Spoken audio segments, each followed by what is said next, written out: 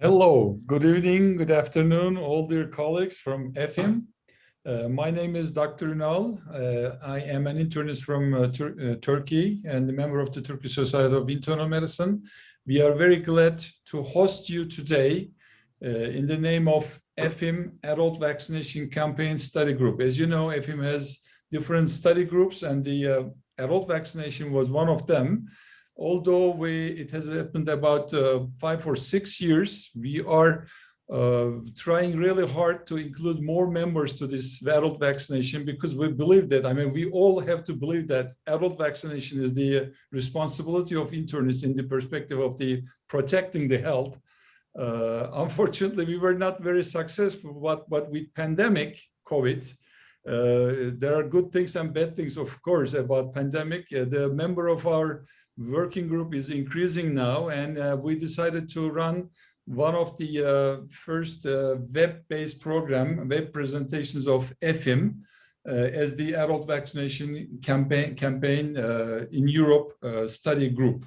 And today, from 9 different countries, we will discuss the epidemiological situation and the vaccine situation in the member countries and then share our experiences.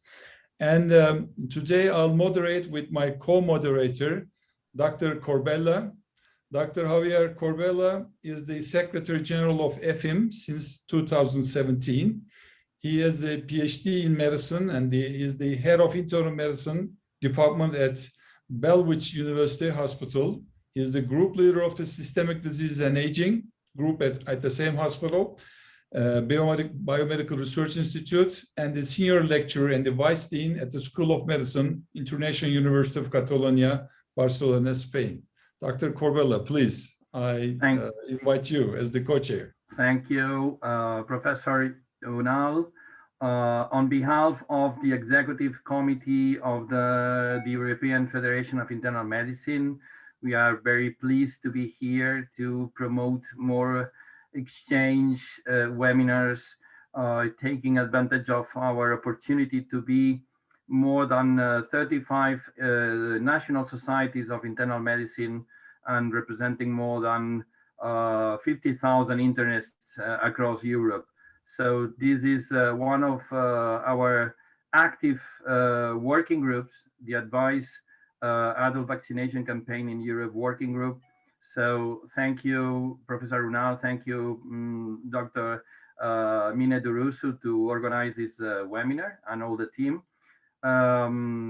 We have 9 invited speakers, so we will have an overview of the European situation around the COVID pandemic from 2 points of view, the epidemiologic point of view and the vaccination campaign. So it's really interesting to know what is the current situation in this worrying pandemic. In Spain, we have the 5th wave, so we will have opportunity to know more about our country and different other countries. So thank you very much. We have 90 minutes, so we proposed all the invited speakers to present their data, and then at the end to open questions and answer time for everyone who wants to ask the speakers. And please use the tool of Q&A. This is a tool at the bottom of the program, and you can send your questions written in the Q&A tool. So first speaker is Professor Ünal. Professor Ünal is Professor of Medicine in Ankara and previous Dean of the Hacettepe University School of Medicine. He has held numerous important leadership positions, and including the director of the Hacettepe University AIDS Treatment and Research Center, and is the current chairman of the Advice Working Group. So thank you very much, Serhat. Yeah. And what is the situation in Turkey? Okay, thank you very much, Dr. Corbella. I'll be very quick and let me share my slides first.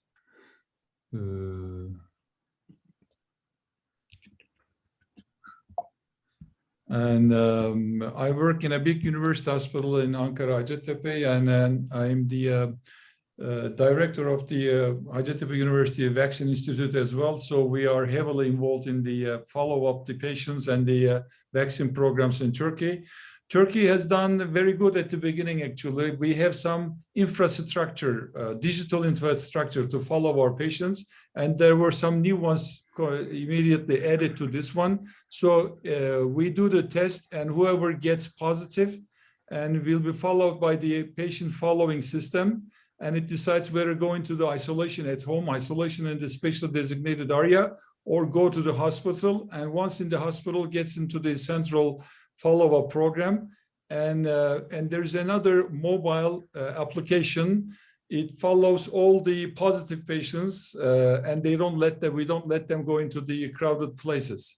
And this is called contact tracing system. It was quite successful, but whatever you do in any country, we could not control it totally, of course. We were doing quite nice in 2020. We had 2 peaks, and but came down quite much at the end of the 2020. But at the beginning of 2021, as the numbers was going down, we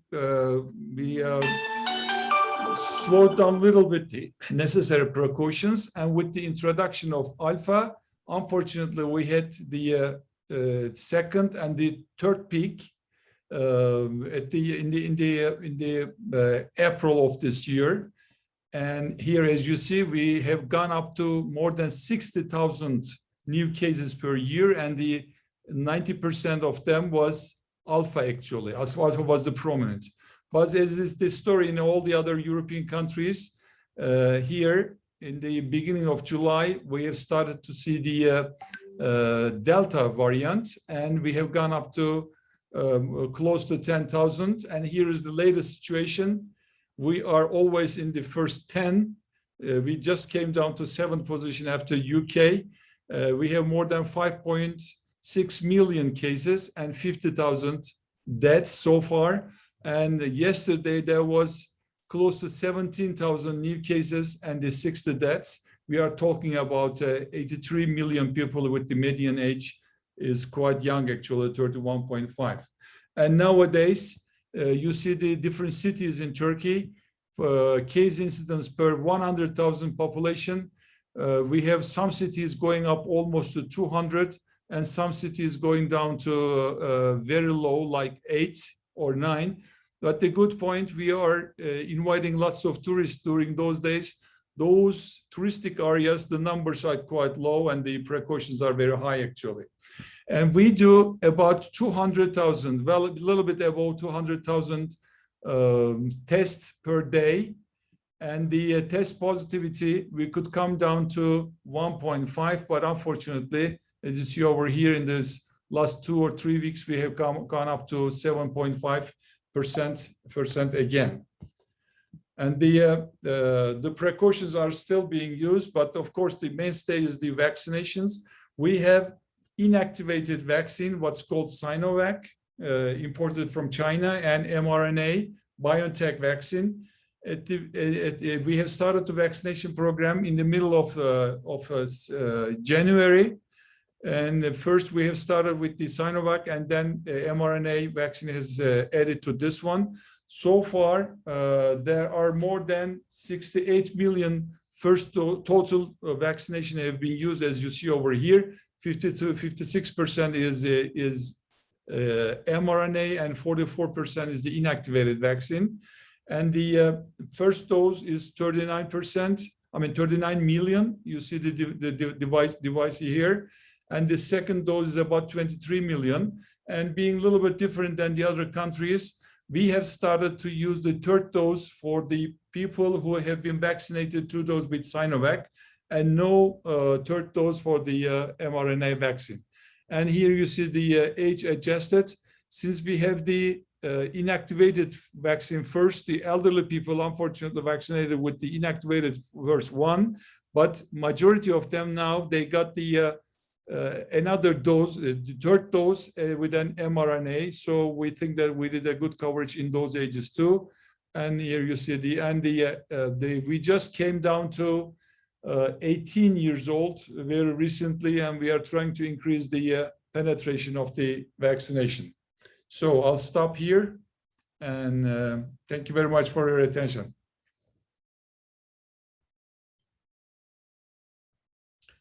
Javier, you are muted. Thank you.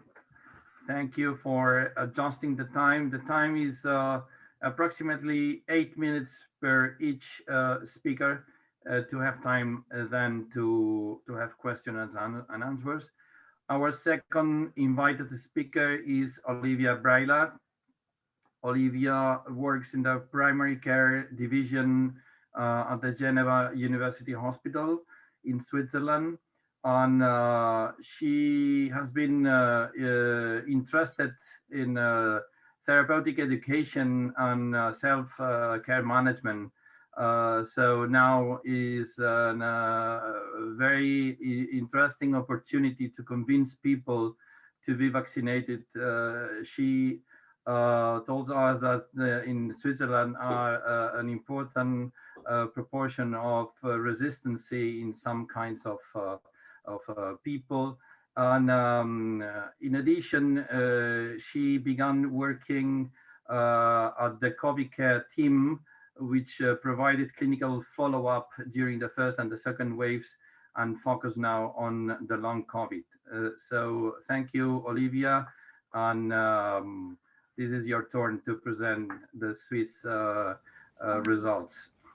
Thank you very much. So as you all know, Switzerland is in the middle of Europe, just here, the gray country, because we are not part of the European Union. And this is the slide about the last 2 weeks about how the pandemic is in Europe. And if we had to choose a color for Switzerland, it will be the brown one. So this one, because we have now a high positivity rate of 5% and cases are increasing. But in Switzerland, there are a lot of disparities, and Geneva is this part here of Switzerland, so the part that is the worst part of Switzerland. And actually, during the whole pandemic, this was the same case. Geneva was always the worst in Switzerland. And so now we don't have, as you said, as you saw, the mean of the whole country is around 100 cases per 100,000 people. And now we are much, much higher in Geneva. It was interesting for me to see that in other countries there was not the same wave that in Switzerland. So in Switzerland we had the first wave here. You don't see very well maybe in March March, April, and May of 2020, and we had the second wave beginning in the end of October 2021. So the whole summer was quite quiet. And we had a big second wave that ended, well, maybe there was 2 waves in the wave that ended during spring. And at the late of spring, we had a third wave. And now, as you can see here, the cases are really increasing. The differences between the 3 waves, maybe the 4th wave, are that, as you can see, maybe the red lines are older people, red and orange lines are older people, and the blue lines are younger. So as you can see, the first 2 waves, there was a lot of older people infected, and now, as you can see here, thanks to the vaccination program, we have much less old people infected, but much more young. The consequences is that mortality rate has also seen 2 big waves, but here the 3rd wave does not have the mortality rate that we could expect, and we really hope that the 4th wave that is beginning now will not see the mortality rate get higher and higher. As you can also see, as I said, the red lines are for older people, so the death in Switzerland was much more for older people. The red line is for people over 80 years old. What is maybe interesting in Switzerland is that the hospitalization rate was also a bit different between the waves. And as you can see, the third wave does not is not really seen in the hospitalization rate. And which is interesting also in Switzerland is that we have a very strong health system. And that this is the ICU occupation, and the black line is the ICU occupation rate. And you can see here, just here is the 100%. So we never went near the 100% occupation rate in the ICU beds. And that was really a relief for us caregivers, because we never had to choose patients that would benefit from ICU. Anyway, this is the mean for Switzerland, but as I said, in Geneva, we were always the worst in Switzerland. So here we went really next to the 100% bed occupation in the ICU. There is a case in every other country, the Delta variant proportion is going higher and higher every week to reach this week 96%. We are almost 100% of the cases are from the Delta variant, which explains the fourth wave that we have now. So overall, for the whole pandemic, Switzerland was, well, in the middle range in Europe, so between 100 and 150 deaths for 100,000 inhabitants. So we were in the mean range. Concerning vaccination, the program of vaccination began in January 2021 here, and the blue line is the doses of vaccine that we have received, and the green line is the doses that were administered. And as you can see, as soon the doses were received, they were given to patients, and actually there was a lot of wait for people. We had to subscribe on a platform, and there were weeks, even months to wait to get your vaccination.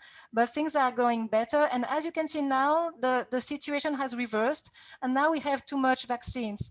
So there is not enough subscription in the Swiss platform to use all the vaccines that we had. The Swiss government bought a lot of vaccines last year, pre-bought a lot of vaccines last year, and really focused on the mRNA vaccines. So I guess there was a good bet they did last year. So we use only Moderna and Comirnaty vaccine. Overall, now, on average, there is half of the Swiss population that is vaccinated. And there is also adverse effect reports. And as you can see, there is more than 100,000 adverse effect report. But compared to the 8 million doses administered, it's still a very, very small rate. If we look at the coverage among the age, you can see that our older people are very well covered. So this is only the vaccination rate and not at all the immunity that is naturally given by the infection. But as you can see, the younger we go and the less coverage we have. And there is maybe a delay because each month, the recommendation evolved to include younger and younger people. And only since the beginning of June, individuals older than 20 years old could get vaccination. And as you said, now we have to focus on this part of the population, because in Switzerland, there is a lot of vaccine hesitancy. And I wanted to give you a word about this because this is really concerning us now. And so there was a local study, so here in Geneva, to explore vaccine hesitancy for the COVID-19 vaccine. Finally, the overall acceptance of COVID-19 vaccination is quite high. Well, high for us, maybe in other countries it seems a bit low, of 75%. And the people that really completely refused the vaccine were only 3%. So if you do the math, you will see that around 20% of the population is hesitant and don't know exactly what they will do in the next month. What is a bit concerning us is that the acceptance to have their children vaccinated is much lower, only 45%. And now that the vaccination has begun for teenagers, we are scared that not a lot of them will be vaccinated. And so now we have begun to think about how to convince younger people, and maybe we will do more information, and we will go more to them in the streets, in every other public areas to inform them and try to get them an appointment for vaccination right away. What people want to make their decision is reliable information. So I guess primary care providers that we are really a key role to play in this information, because patients trust their primary care provider. They want more proof on vaccine safety. As you saw earlier, there is a lot of adverse event reports also. So they have the feeling that we hide them information. And in Switzerland, there is absolutely no obligation to get vaccinated. And actually, the certificate of immunization is not used in Switzerland. It's only used to travel. Maybe if it was more obligation, participants said that they would probably get vaccinated. So that's all for me, and I am available for any question later.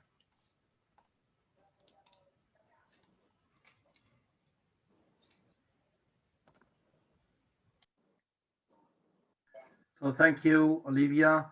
We are on time and very interesting this data about these people that hesitate to be vaccinated, because I think it is a common problem, but you provided data that is very interesting to discuss later. So now is the turn of Veronica Riemer.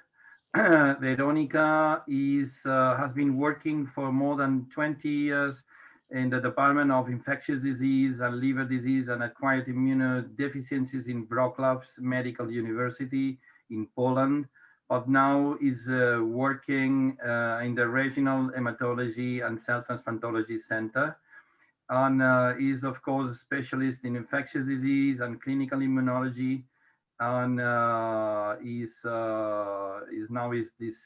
her topic to talk about the vaccinology and travel medicine, and he represents the Polish Society of Internal Medicine. So thank you, Veronica, to be here, and it's your turn. Please, your presentation. Thank you very much. It is a pleasure to meet with all of you and present the data from my country, from Poland. Okay. As all of you know, Poland is a middle country in the center of the Europe. And let's start from the information about epidemiology of the COVID. The first case in Poland was recognized in 3rd of March last year. And the first wave was very, very small. And because after the recognizing of the first case, there was quite rapid restriction was introduced. And till September and October last year, we have very small amount of cases of the COVID. However, the organization of the healthcare system, and that every person with problems of breathing, with the temperature, has to be crossed through the COVID center. They make a lot of problems, medical problems, and many people with for example, infarctus, with some other lung problems, has longer period of time to get into the hospital just because of the fear of this disease. The second wave was much higher, as you see on the chart, which is seen here. It was caused because of the schools opening, and it has the big influence for the high amount. And after the second lockdown and moving the kids to the learning, online learning, the waves was decreasing. And on the springtime, start from the February till the May, we observed the fourth waves, and most cases of these waves was done with the alpha variant. This alpha variant was come to Poland about December last year because many Polish people lived over there, lived in Great Britain, work over there, and come to visiting families for the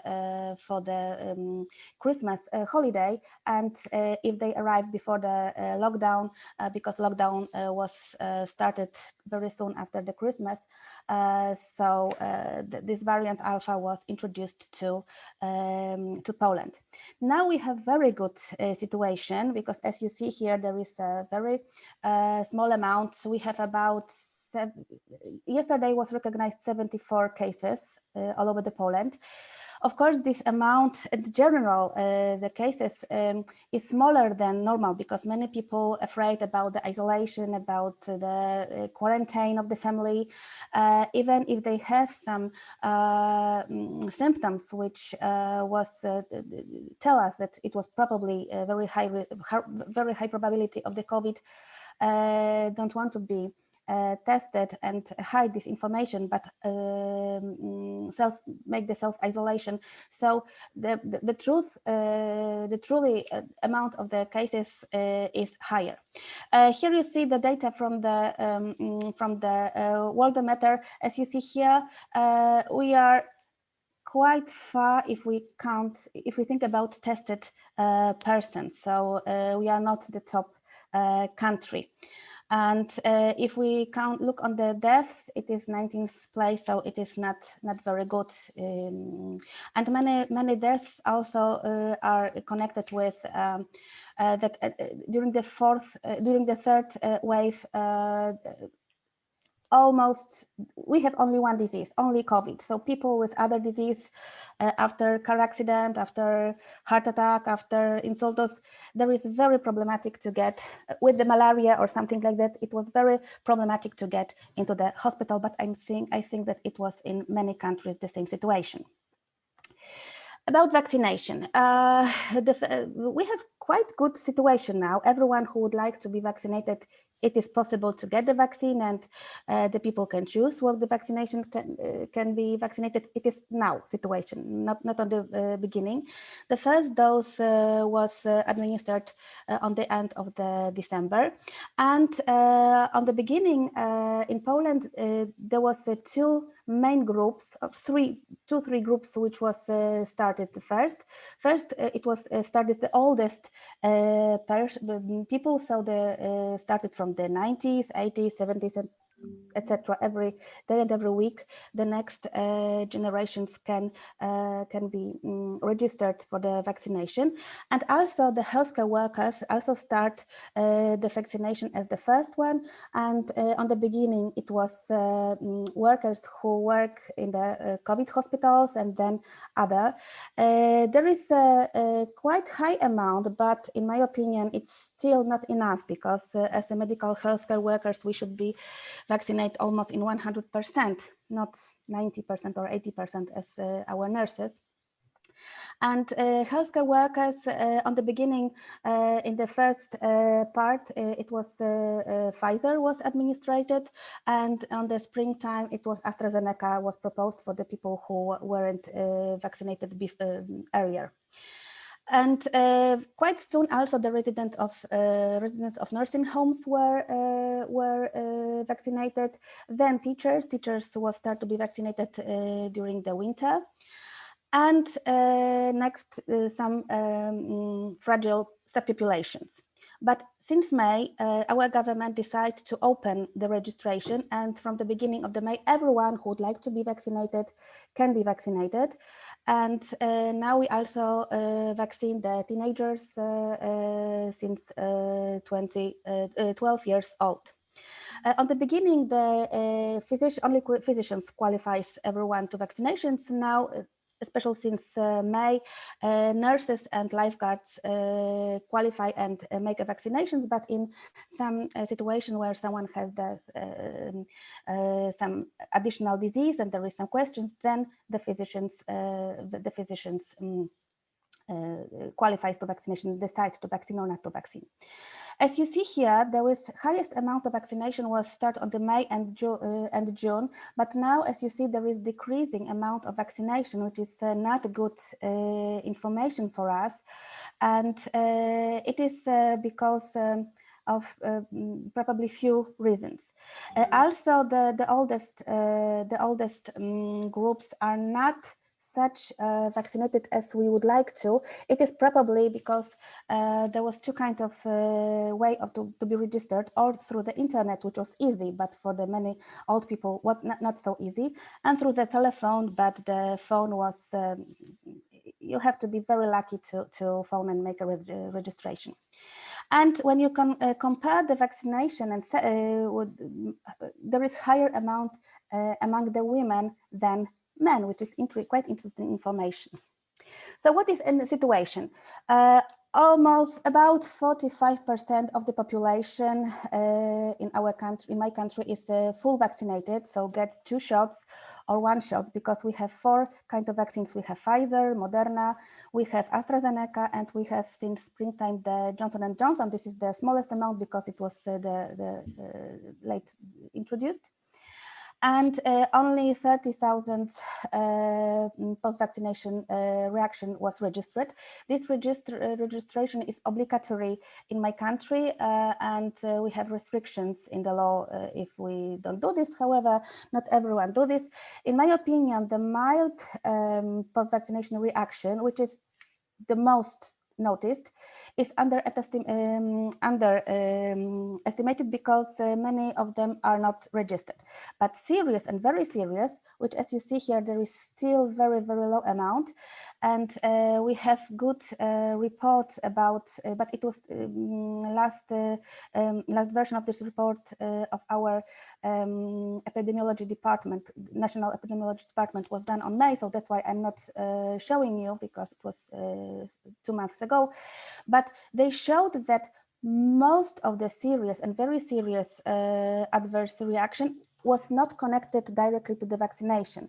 But on the beginning, it was because someone was died because was old or has some other diseases, not because he or she get the vaccination. What is the problems? The logistic and technical, and we observe the differences between the regional distribution, especially in villages and small towns. There is not such good situation with the vaccination as in cities. And about registration, I said about it. And we observe now that some people get the first dose of the Pfizer or AstraZeneca or Moderna vaccinations, but not come back for the second dose. And we don't know why, or maybe because of the fake news and anti-vaccination movements. And the pictures which you'll see downstairs, it is from some doctors, quite many, now meet with some aggressive reactions from the anti-vaccinations movement. And this is the pictures from the clinic of my one of my friends, who's a very good doctor with open heart for the patients, very good scientist, and he has had some interview for the media, and his words was manipulated, and this manipulation was multiplicated, and anti-vaccinations movement make internet hate against him, and it was many days demonstration that he was compared to some Nazis, to the Dr. Mengele. He heard that people wish him die, and he started to be afraid about himself and his family. And it is not only one case, but it also happens. So now there is also, we have such problems, but I think that it is not only in Poland, but also in other countries. So anti-vaccinations movements, unfortunately, and these information bubbles in internet make very bad work. And probably that's why only 45% of Polish population are vaccinated, not 70 or higher. Thank you very much. Thank you, Veronica. I think that all the speakers introduced some interesting topics about adverse events. This is another interesting thing to explore at the end of the session, what happens with the adverse events that at the beginning was threatening vaccination, or the evolution of people accepting to be vaccinated when most of the population have been really vaccinated. No? Now is the turn of Professor Claudio Santini from Italy. Claudio is the current director of the Division of Internal Medicine in the Ospedale Vanini in Rome, and is also the director of the Committee of Nosocomial Infections Control, and is a university researcher at the Department of Clinical Medicine and the University of Rome La Sapienza, and is expert in infectious diseases, especially in immunocompromised patients and all infections and nosocomial infections occurring in at the intensive care unit or the surgical wards. So thank you to be here, Claudio, and it's your turn. Thank you. It's a real pleasure to can present you the experience of my country. The next slide, please. As you know, Italy was the first European country involved in the pandemic, in the COVID pandemic. The next. The first case was recorded at the end of February, and just in few days the number of cases rised up to 2,000 daily. All the beds in the ICU and in infectious disease and pneumology were full, and most patients were admitted in internal medicine and then everywhere in the hospital. The next. I think you have read this article on the Italian frontline published in May on New England Journal of Medicine. It is very impressive. The next one, please.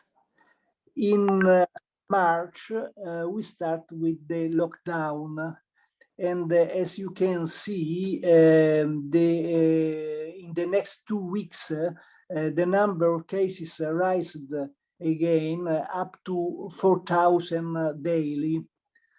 The next one, and the mortality was increased until 700 daily. The next one. Then throughout the spring, there was a gradual improvement, and at the beginning of June, the lockdown ended. But unfortunately, you can see in autumn, at the end of August, the new cases started, the virus started again. And in October, we had the second wave that was 10-fold stronger than the first, with a peak of 40,000 new cases daily. The next one. In the second wave, the healthcare system in Italy was not overwhelmed because there was in the time a deep reorganization of the most Italian hospital, with a significant increase of the number of ICU and internal medicine ward beds. Overall, 70% of the patients were admitted in wards of internal medicine in Italy. Next one.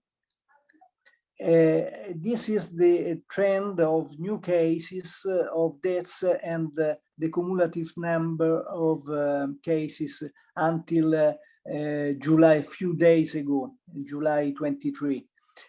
The next one, evaluating the trend of new cases, we must consider that from January 2021 started the vaccination campaign. Next one. Overall, we have had 4,308,000 cases, 7.1% of population, and 128,000 deaths, 0.2% of population. Next one. Lethality was 3%, but as you can see, for patients over 80, the mortality was more than 20%. The next one. In 1990, there was an excess of mortality in Italy of 760,000 deaths, 18%. Compared to 1918, and the life expectancy at birth was shorter of 14 months. Thank you. Now you can charge the second file, please, on vaccination. The other slides, please. Thank you. Thank you. Next one, the first vaccination in Italy was at the end of December. Next slide. We started with about a list of priority with healthcare workers, essential workers, and now then nursing home residents over 80s. Frailty patients, and then 70s, 60s, and so on. Next one. In the first phase, we performed the second dose according to indication, but from February, a delay of the second dose was admitted, but really not widely adopted. Next one. To July 25, we vaccinated, we administered 65 million of doses, and 48% of people aged more than 12 years was vaccinated, fully vaccinated, 13% partially vaccinated. Next one, please. This is the report of vaccinated by age. The next one, you can see that 90%, more than 90% of people is over 80 was vaccinated, and more than 80% about 70s. Next one. But less than half of young people under 40 has been vaccinated. Next one. This is the projection of Istituto Superiore di Sanità that foresight that 70% of population will be vaccinated in October. Next one.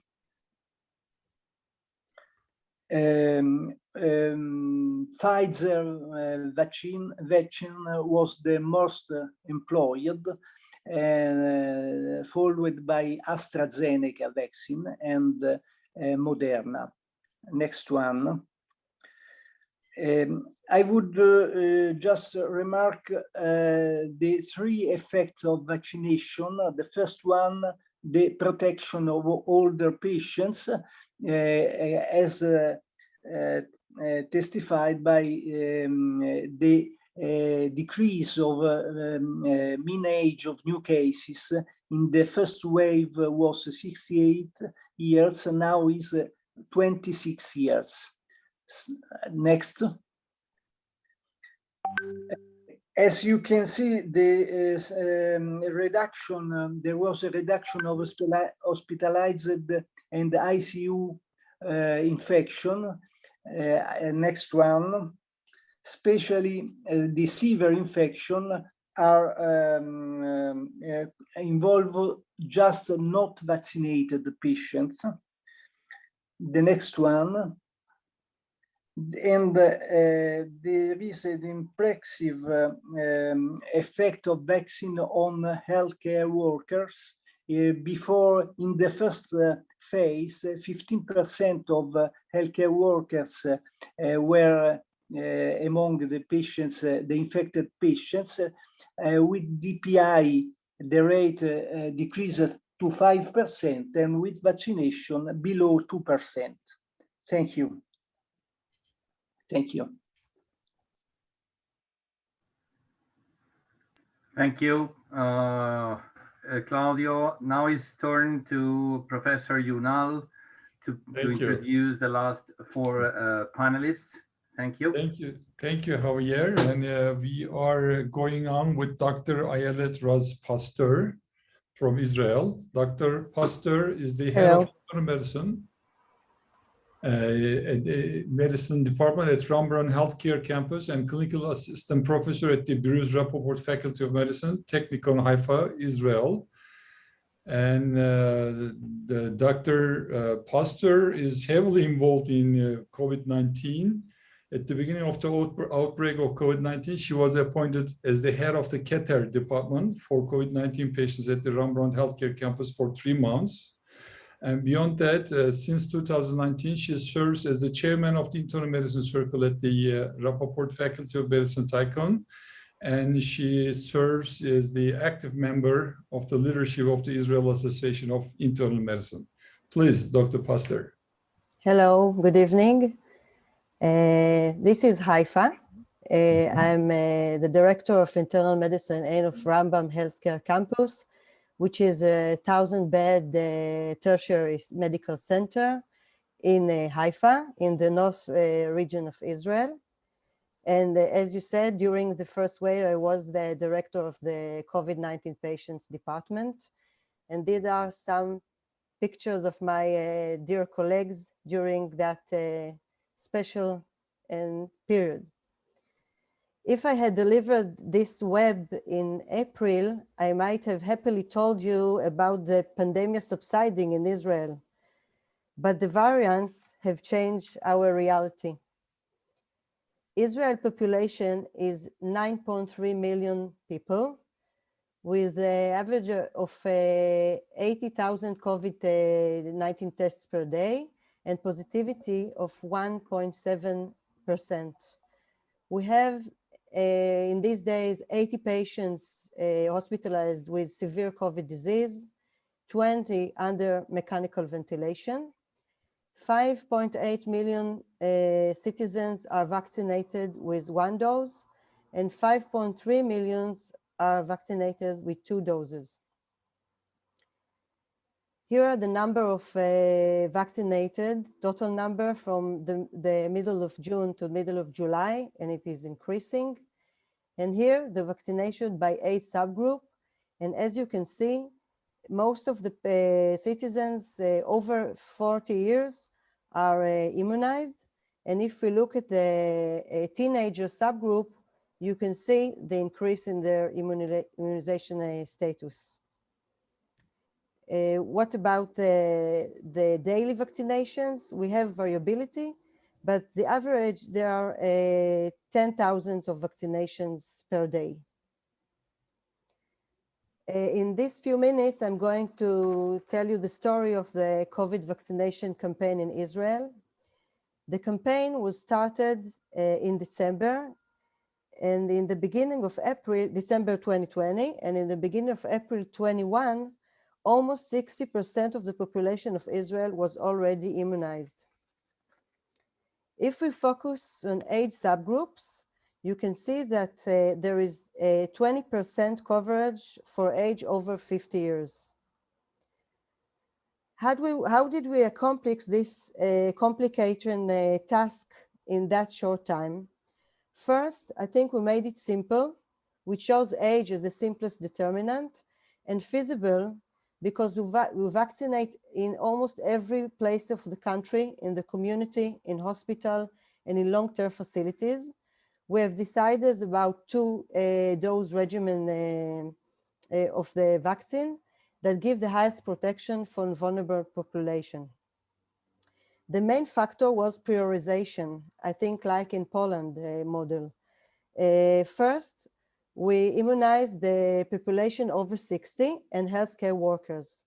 At the second stage, population over 50 and under 50 with comorbidities like immunosuppressed hosts, oncological patients, and after a transplant. Then the teachers, students, soldiers, and the population between 16 to 18 years. Then the rest of the population, including pregnant women.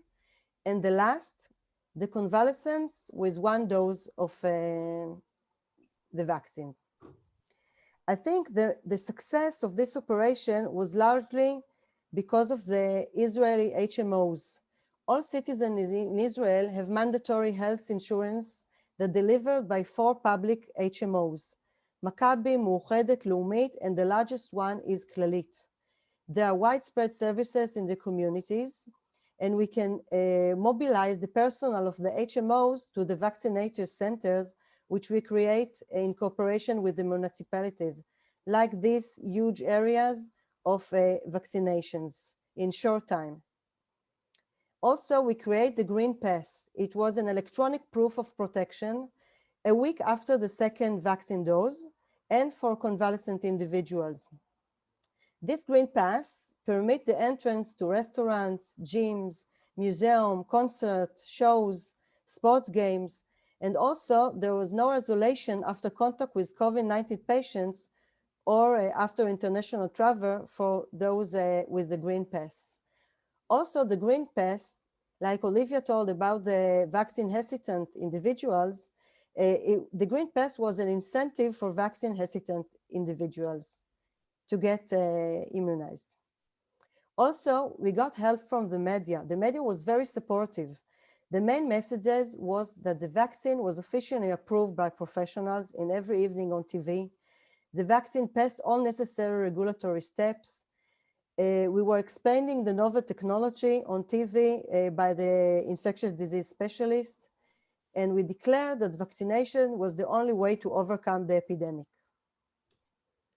Israel was like a huge study, real-world effectiveness in Israel in a matched case control, vaccinated versus unvaccinated, from the largest HMO Clalit.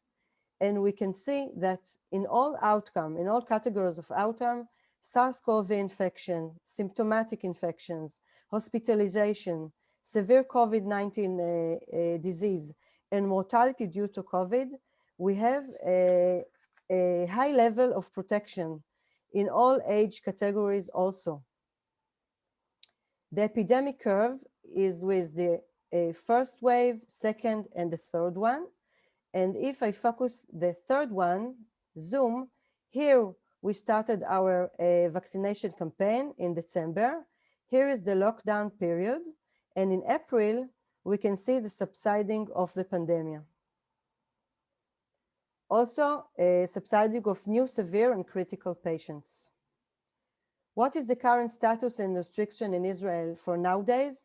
There is no restriction on work, no restriction on movement. We have mandatory mask use only in closed places. Commerce is open. School returned to full activity, but now we are in summer holiday. And restaurants, gyms, museums, and cultural activities are from yesterday by the Ministry of Health that decided we have to use again the Green Pass. Thank you. Thank you. Thank you very much, Dr. Pastor. It was really a success story in the perspective of vaccination. Until recently, though, that Delta variant is making problem in all over the countries, actually. Thank you again. And we are moving on to the next speaker, Dr. Mar Chris Johnson. Dr. Chris Johnson is an internist and a subspecialty infectious disease, and he is the head of Division of Infectious Disease, Department of Internal Medicine, Landspitale National University Hospital, Reykjavik, Iceland.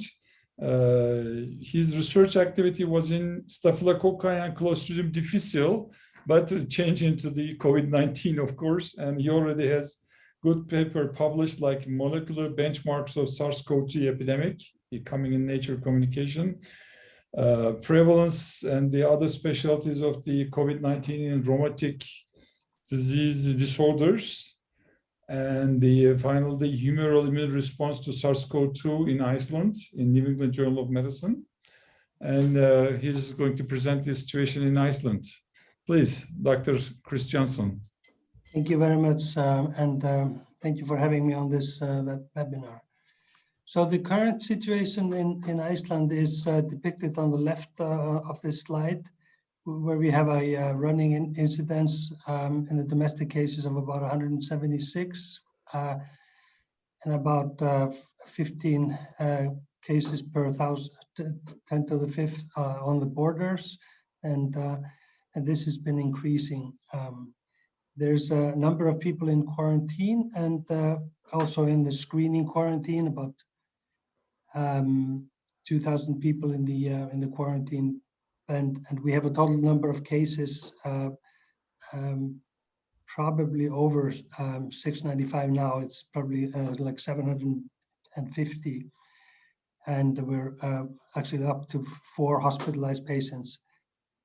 And this is due to the fact that we have had a surge in the number of cases over the past 13, 14 days, which is probably due to the lifting of all societal restrictions by the end of June last year. Luckily, we have had a good vaccination plan, which has been at the outset was aimed to cover the healthcare professionals in the major hospitals, as well as the elderly, and then moving on downwards pretty much like they did in Poland and in Israel. And we've had all of these vaccines available to us, and the updated frequency of vaccinations in the country is 254,000 individuals that are fully vaccinated. This is about 85% or just over 85% of everybody older than 16 years of age. And there are additional 15,000 that have initiated. Now, the number of vaccinated by vaccine is depicted here. Most of it is using the Pfizer vaccine. Second is Oxford, and then you see how it's how the division between completed and vaccination started by this year.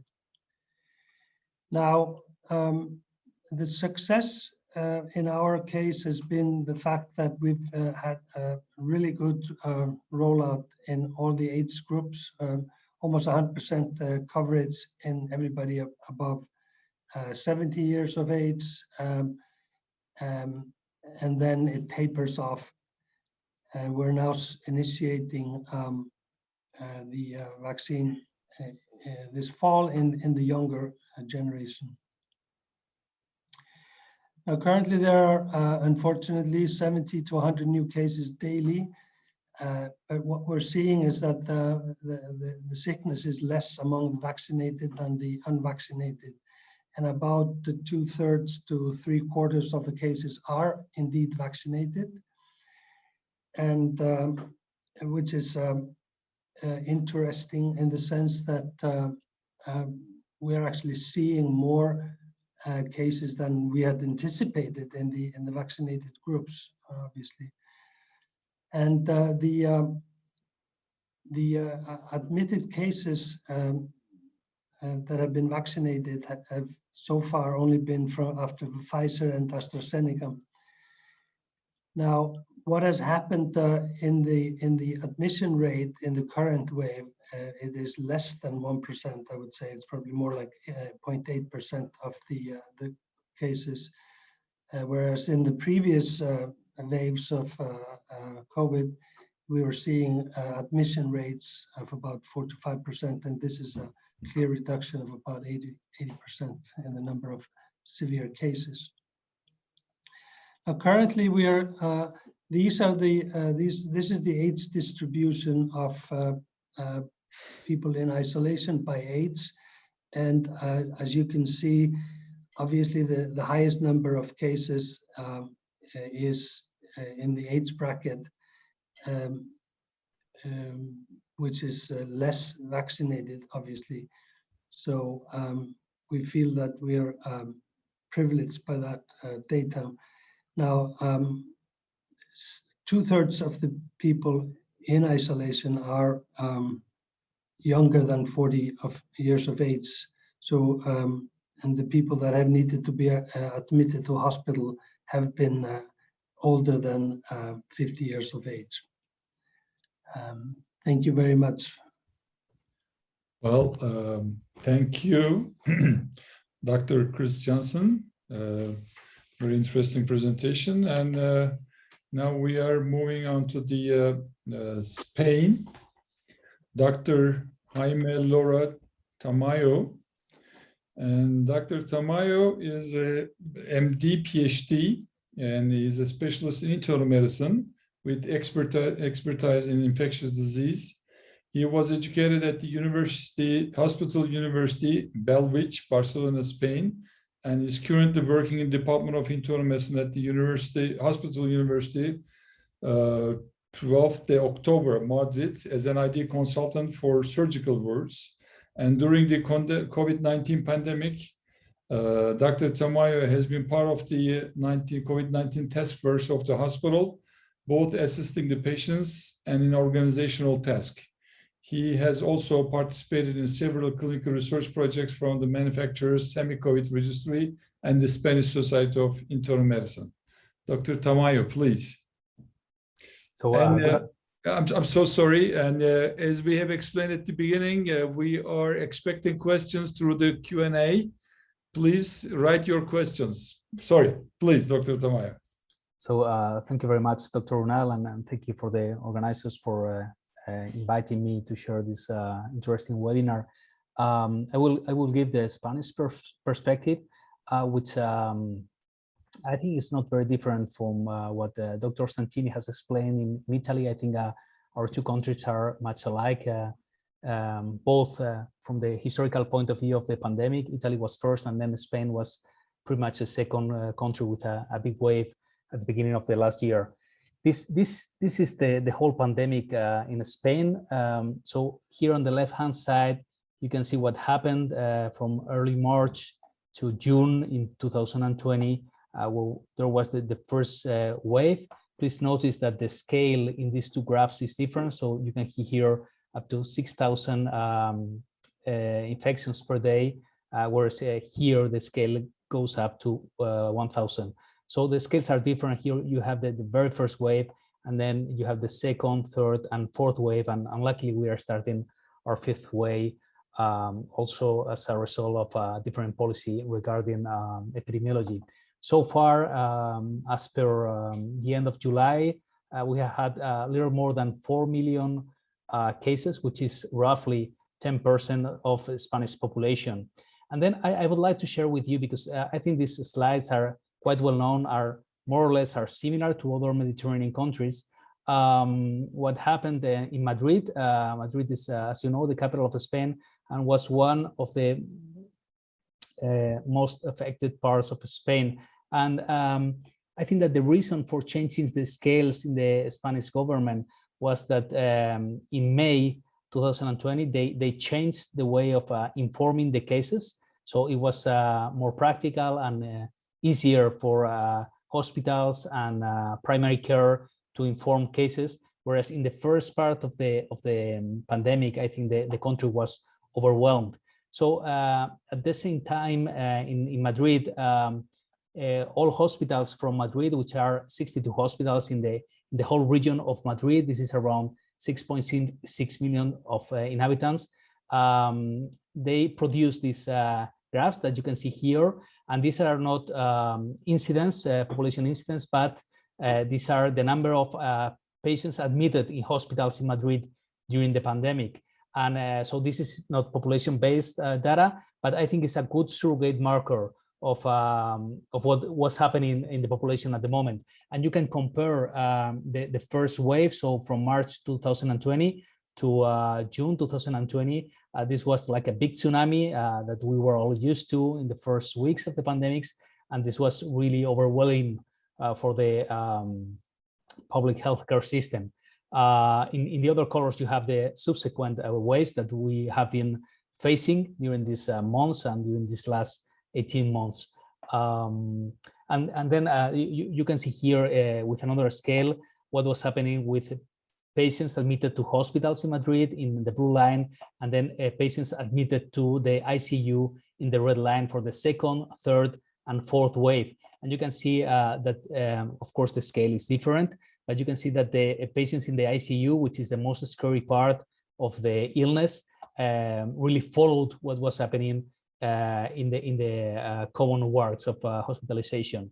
And another way of putting it, this overwhelming pandemic, was that here you can see in the y-axis the percentage of ICU beds occupied, giving us 100% the normal number of beds of ICU. Of course, during the pandemic, the hospitals increased their numbers of ICU beds, and so much more patients were admitted to the ICU as it would have been possible normally. But you can see that in the second and third and fourth wave, we were with a number of ICU patients more than 100%. So we could say that our capacity of ICU beds was completely full of patients with COVID. If I go back to the pandemic and I get the first wave, which was not included in the previous slide, you can see that during the first wave, the ICU beds, the number of ICU beds was completely fulfilled. So let me move on to the vaccination policy in Spain. So far, there's been more than 55 million doses. You can see here that we started in at the end of February, beginning of March 2021. And then the most frequent vaccine was Pfizer, followed by AstraZeneca, and then Moderna, and then Janssen. Here you can see a nice graph provided by the Ministry of Health. We have currently around, you can see the dark blue color, around 25 million people fully vaccinated, and then 30 million that have received at least one dose. This is around 50% of the Spanish population. And then you can see here, as it has been shown by other countries, what is the distribution of vaccines as per age. And you can see that elderly people are practically 100% vaccinated. And then we have people over 50 years, almost 90% vaccinated. The distribution in the country is quite heterogeneous. You can see in the dark color the regions of Spain that have fulfilled more vaccines, whereas the light colors represent less vaccines. And then you can see that the most populated regions in Spain, which is the south, the center, Madrid, and then the coast, have received less vaccines. This is probably because there's more people, so the infrastructure for vaccinating them all is a bit more difficult. And this is all I wanted to present for you. Thank you very much for your attention. Thank you, Dr. Tamayo, for this very precise presentation. And we are doing really good on time. And another kind of loss but advantage at the same time, the speaker, Dr. Antonina Ploskireva from Russia. Unfortunately, she is not able to make it. So we will move on the last speaker, of course, not the least, Dr. Simona Stankevici. Simona is a medical doctor from Lithuania. Simone is the medical doctor trained in clinical pharmacology. She has been practicing as clinical pharmacologist at Hospital of Lithuanian University of Health Sciences, Kauna Klinikos, for 3 years now. And during the peak COVID-19 time, she has worked at the COVID-19 unit as medical doctor, directly taking care of COVID patients needed tertiary care. Yes, Dr. Stankiewicz, please, the experience of your country. Hello, and thank you very much for giving me this chance to participate in this webinar and talk a little bit about experience from Lithuania, a small country, but I think it fits well in the group of the countries that have been overviewed here. So here is a quick overview of all the cases, so number of those who has the disease throughout the years. And I tried to put the start date to February 1st, 2019. And here you can see this is November 2020, and this is January, this is somewhere between March 2021 and November 2020. So you can see that we did indeed have a very high peak in the very winter, so December, January, February of 2021, and then in March it gradually decreased. And then again, March, April, May, we had another wave of COVID with approximately 15,000 new cases. And now, and I will show that in a second, we are again picking up with number of cases every day. So above you can see information from yesterday, so July 26th, we had 96 new cases, and share of positive test results over the last 7 days was 2.2%. However, today, this is July 27th, we already had 2011 tests, and the percentage hasn't changed yet, but all the people who are working on evaluating the speed of the spread of the pandemic have been alarming us for the last 2 weeks that we will have a resurgence of the very complicated situation that has been here in Lithuania in December and January if we don't speed up and increase our vaccination rate, to which I want to go immediately now. So I thought that maybe it will be interesting to share not only the numbers, but also the policies and ways that every country is encouraging people to get vaccinated. So many of you have spoken about vaccine hesitancy. Lithuania is not an exception. We also have a lot of vaccine hesitancy. And if you go to any government-related website or healthcare related governmental website, the first thing you will be faced with is some sort of encouragement to book your COVID-19 vaccine or get your COVID-19 vaccine. I guess it's well, everywhere in Europe and other countries, but I just wanted to show you the first pop-up that you get, book your vaccine. And then only you can see the numbers of vaccinations in Lithuania. So we have around 48% of population who has received at least first dose, and then 43% who are fully vaccinated. And this is rather sad because I think we're capped out. This is the percentage of people who are, happy and want to get the vaccine because we have all 4 vaccines that EMA has authorized. People can actually choose whichever they want. They can get Moderna, Comirnaty, Spikevax, or Vaxzevria. They can opt for it, or the single-dose J&J vaccine. But even with that, we still seem to be capped out. So other things that people are doing, and this is another print screen of the polyclinic or outpatient center in the second biggest Lithuanian city called Kaunas. So again, if you log into the website to say get registered for your GP appointment, the first thing that pops up on the website is information about this Corona bus, which says bye bye Corona. Here's the hashtag. And so this is a public transport bus which is driving around city offering any vaccine you want without without having to be registered in advance.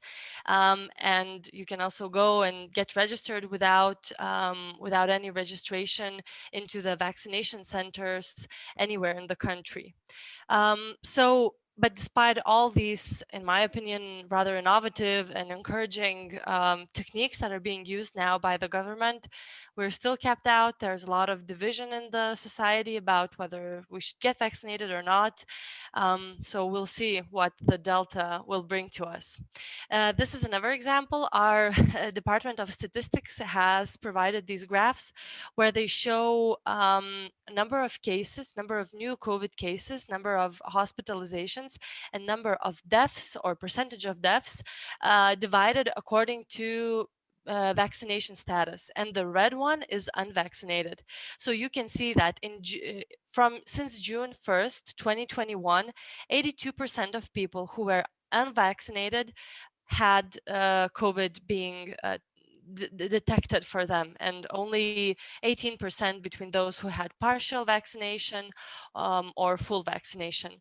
Then 88% of those who were not vaccinated were hospitalized, and the rest 12% are those with partial vaccination.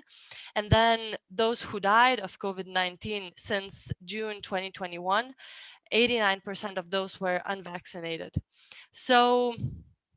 And they died due to COVID. So this has gained some attention in the media and in social media, but I don't know if this scary kind of motivation will work on the Lithuanian public. And in case someone would like to check the statistics on Lithuanian COVID situation, you can check it here in this website. It uses the Johns Hopkins sort of template where you can check all the data, and I used all the graphs from there, and it's in English too. So in case you need that for a class or lecture, I encourage you to check out this website. Thank you very much. Thank you, Simona. And I'd like to thank you one more time to all speakers. And we still have time, and we may go into the questions and discussion section. Javier, may I ask you, will you start with the questions in the Q&A? Yeah, we have three questions, but we invite the audience to send their questions and comments through the Q&A tool. We have some of them. The first one is from Zaid Al-Mayari. We have seen some more cases and fatalities in Israel in the last 2 weeks. What were the explanation for this in spite of the excellent vaccinations? Dr. Poster. Hello again. Yeah. In spite of the excellent vaccination campaign, there are still individuals who are unvaccinated. And if we look at the 80 patients who are hospitalized with severe COVID disease, 50% of them are unvaccinated, and the second half are vaccinated with 2 doses. So we have the Delta variant that escapes the vaccine. But most of the fatality cases are in old age patients with severe comorbidities. This is the explanation. Okay. Perfect. There is another question, more general for the panelists. That is, as per the experts of public health and vaccinations, the Delta variant in particular showed more ability to escape the vaccines to some extent. There is a significantly proven this effect in any of the mentioned countries. So what is the experience of the Delta variant in the countries from the participants? Well, I can start with Turkey. As I've explained before, we are going to get the 4th wave with Delta. It's already started, and we from 4,000 we came up to 17,000 cases per day. and the vast majority of them are Delta. And the observation, if the people are vaccinated, has just been presented by Simona, the clinical severity is quite less actually. Even the inactivated vaccine, if you get 2 doses, it avoids the severe disease and the death. So the total case numbers has increased, but the death rates is not increasing because we could vaccinate 67 million doses of total. I didn't give you the percentage. We have completed about 30% 2 doses and about 42% single dose has already been vaccinated above 18 years of age. So the Delta obviously will be a problem in all over. Is the same experience in the other countries? Other panelists wants to give the opinion about that? Well, in Iceland, we've had this surge of cases in the past 2 weeks, and you know, with this high vaccination rate, this came as a surprise. But this has been, you know, solely due to the introduction of Delta variant into our community. But the illness is less. But I just cared for a gentleman with a typical pneumonitis, you know, and he was for sure he was obese. He had diabetes. He had sleep apnea syndrome, but he had a typical COVID pneumonitis with ample amount of good antibodies after being fully vaccinated with a Pfizer. So that's. I mean, obviously this is an exception, but the majority of people are less sick. But I'm actually perplexed by that 75% of our, you know, 75% of all our new cases are in fully vaccinated persons. Yeah, those underlying conditions are the major problem over here, of course. So they could not generate enough amount of antibody and cannot fight against that. Yeah. Okay, we have other questions. There is a question regarding Iceland. Were there any breakthroughs, any advance seen in the vaccine recipients in Iceland, or did genomic epidemiology affect the vaccine effectiveness? What do you think? Yeah, I think I just sort of answered that. I mean, we are seeing some breakthrough infections. Most of them are non-severe. But the challenge that we're facing actually with this is that because the infections are in younger people, and the young people tend to be working in the hospitals, you know, junior nurses aides, and so forth.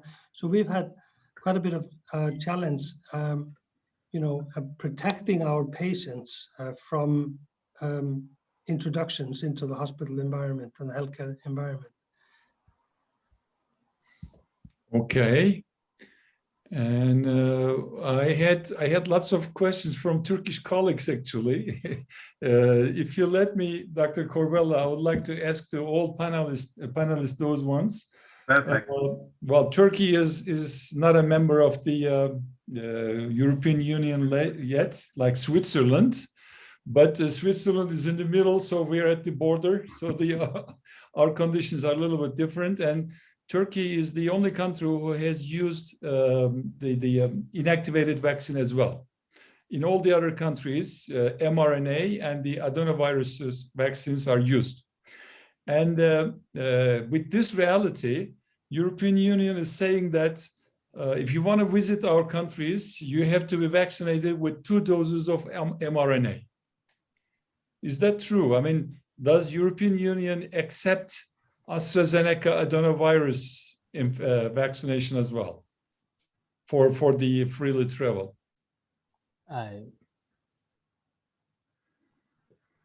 Yeah, I think so. I every country has their own rules for the entering of the travelers. However, yes, of course, because both and mRNA and adenovirus vectors vaccinations are acceptable. And also, but Dr. Tamayo has shared his experience with his friend. Can you tell it again, Dr. Tamayo? No, but maybe I didn't explain myself properly. I think the problem with the European Union restrictions about vaccines is whether there's been transparency regarding the process of fabrication and manufacturing of the vaccine. And then I think the problem is not whether the vaccine is attenuated or is mRNA based, but on whether there is data that can be auctioned and verified. No, and this is a problem with other vaccines that have not undergone this process, which are probably equally effective. I'm thinking of the Russian vaccine, which seems to be very effective, no, according to the publications. But there's no been the possibility of verifying them. And in this regard, the European Union does not accept these vaccines for traveling through. No, but for example, AstraZeneca is accepted. Yeah. Okay. What I understand, it's not the platform that they use for producing vaccination, but the you say transparency, huh? I think so. I'm not an expert because, as Dr. Corbella suggested at the beginning of the chat, there's a lot of politicals here. Oh, yeah. And when you say political, you say economics. But at the end of the day, it is true that there are some vaccines that there's a possibility of verifying what's underneath, and others don't. And this is the justification, let's say, the argument, the reason, or the alibi. I don't know. Yeah, what do you say, Dr. Corbella? Yeah, well, in this regard, I think that is really, for me, is really impressive how at the beginning was all the news about the adverse events.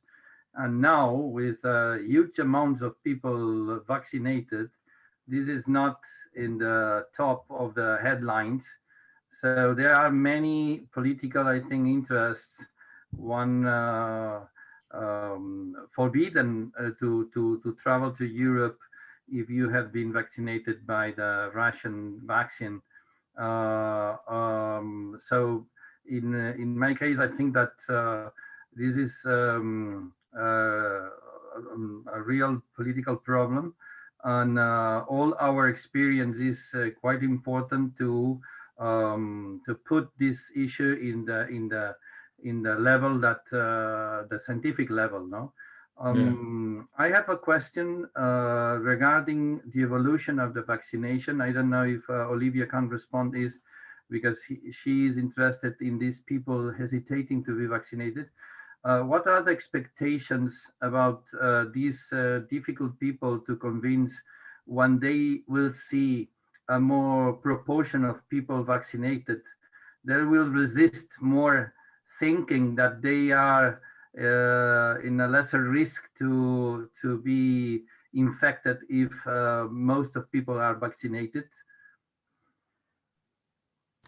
Thank you for the question. I don't have the best solution for that, and we see now that actually people need information, but personalized information, and each person has different doubts, different questions, and there is no arguments that will convince everyone.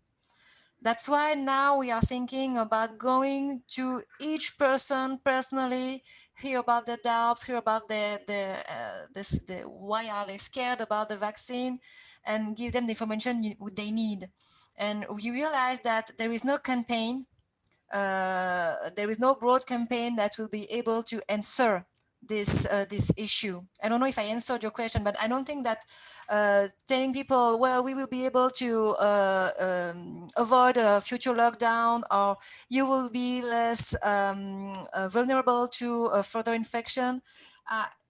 This argument will not help convince most of people, maybe a little part, but really, I think the first thing is that they need to be heard, and they need Yeah, that I someone don't know listen to the them. opinion of Dr. Laura Tamayo, but I think that the experience of Spain is in this fifth wave, we see as the other data have been shown that we see most of people admitted are not vaccinated, but there is a proportion of people vaccinated, especially in my opinion, there are a proportion of elderly people vaccinated that perhaps the immunological system in these elderly people cannot achieve the good levels.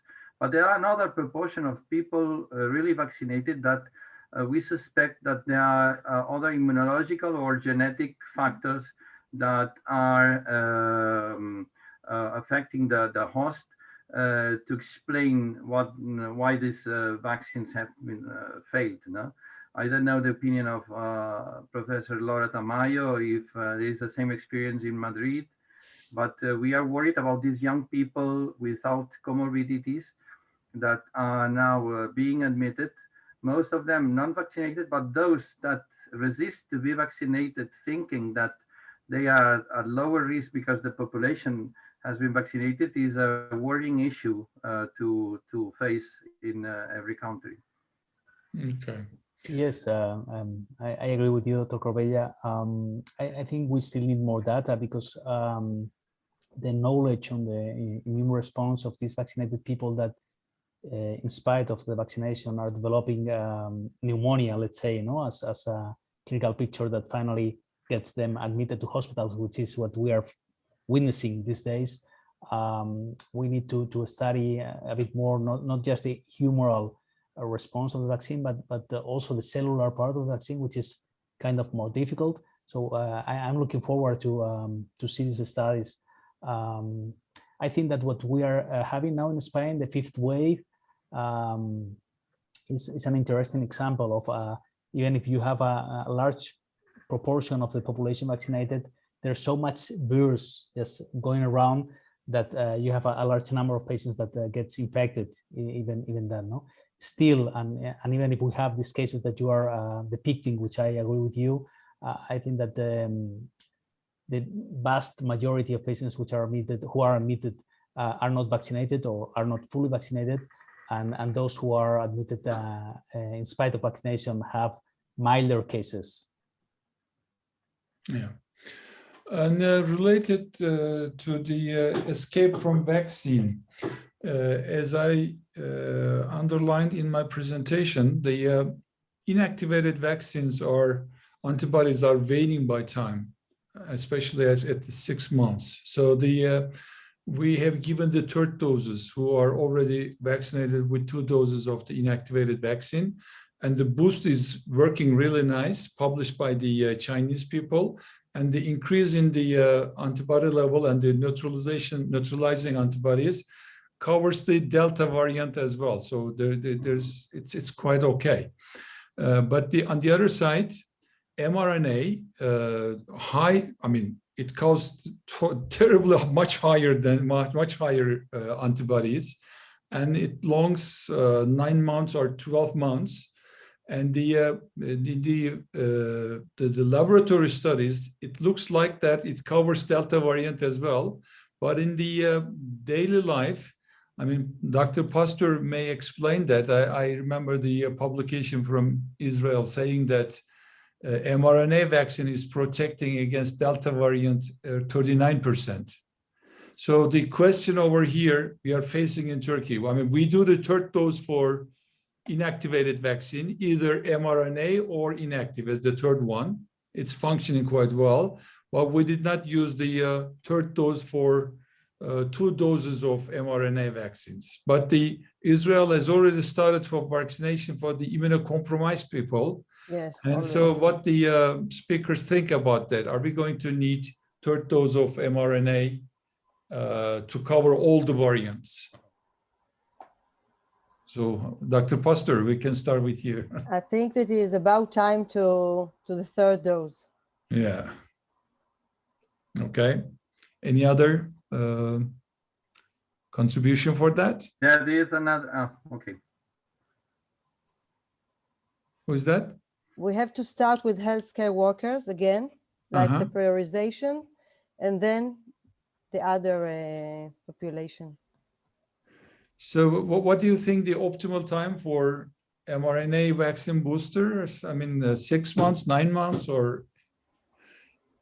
It is very hard for me to answer this question. Yeah, it's a tough question, you're right. Only me? Actually, I mean, when there is no publication enough, of course, we have to decide with the expert opinion, and doesn't mean that it's always right. But in Turkey, we do minimum 3 months, but optimally 6 months after the second dose. And we already vaccinated the people, the convalescent people as well, 6 months after the infection. And both inactivated vaccine and the mRNA is doing quite boosting. For the ones who already committed the disease. It helps a lot. Can I comment on this? Please, Mark. I was just, you know, I think nobody knows the answer to this question, you know, when's the optimal dosing for the third dose. But what I think is more important, and I think, you know, I think the view that we need to improve vaccination rate, you know, in each country and on a global scale, that is a much more important issue than whether to have the third dose, you know, in Turkey, Israel, Iceland, or wherever. You see, I think that is the sort of the right answer to the question. And let's emphasize on vaccinating as many people as we can, you know, that's the challenge, I think. Okay. And with your permission, Dr. Corbella, there is a colleague from Peru. Good afternoon, I'm from Peru. Here, all first-line workers had been vaccinated with 2 doses of Sinopharm. Sinopharm is the other Chinese vaccine inactivated. And we are still having lots of doctors and nurses infected and dead. Do you think we should get a third vaccine dose and maybe an mRNA-based vaccine? Thank you. Let me answer that since we have some experience with that. I totally advise, I mean, strongly advise to get the third dose. It may be either Sinopharm again, or it may be mRNA. We don't know yet, does it make many difference, but we may expect that mRNA vaccine will give higher levels of the antibodies, but they must get the third dose. I don't know if anybody else would like to contribute to this. Can I comment? Sure, please, Dr. Reimer. I think that we need more data about the people who are breakthrough the vaccines. Was there other immune deficiency? I mean, even the generally health persons, but which part of the cellars or humoral work worse? Because from the immunological point of view, the antibody, neutralization antibody that protect against infection, and cellular immunity protect against disease. So if we give the vaccination, which is just killed viruses or just part of the vaccine of the viruses, we much more induce the humoral immunity. So that's why probably in this case, it is necessary the third dose for the boost this immunity. For the mRNA, we immune 2 kind of cellular and humoral in the similar way probably. So I think that we probably after the maybe clinical trials, after when we will have more data for each vaccination type, then we will know after which vaccination we will have to get third dose. Maybe it will have some combination of the vaccination. First of all, for example, some inactivated vaccine, then mRNA, or maybe otherwise, first mRNA and then inactivated. We will see, but we need more data. Yeah. But as you underlined, the inactivated vaccine, its nature necessitates a booster dose, actually, the third one. So for mRNA, we don't know it yet. And an interesting point, we have studied the cellular immunity after the disease it's 85 to 86% of the people who committed to the disease have cellular immunity. And after 2 doses of inactivated vaccine, up to 50-55% of the people have good immunological, cellular immunity response. That is quite interesting. We are preparing it to publication, but as you say, we definitely need more data for the what kind of Serhat, this is perhaps this is explanation because there are extremely rare cases reinfected. When you have been infected, it's very rare to be reinfected, and then we are now seeing people infected despite being vaccinated. No? Yeah. So that makes the difference in the cellular immunity. Yeah. That's another true. question is, what is your experience about mixing vaccines? If there is any experience in any country mixing the vaccines, and what is the results, or is a practice that is very, very few countries are practicing this?